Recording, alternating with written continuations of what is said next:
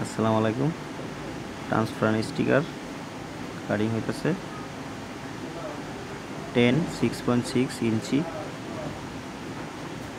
একটা 9 পিস বেরোবে। একটা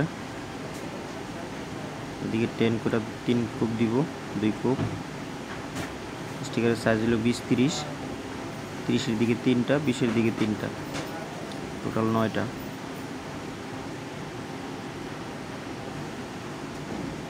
এদিকে 6.6 3টা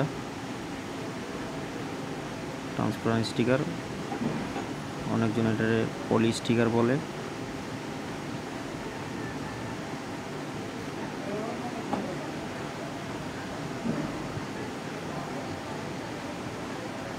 ধন্যবাদ সবাই যারা কষ্ট করে ভিডিওটি দেখলেন।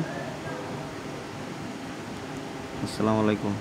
যে একটা স্টিকার উঠাই দেওয়া হলো, পলি স্টিকার, আঠা জাতীয়।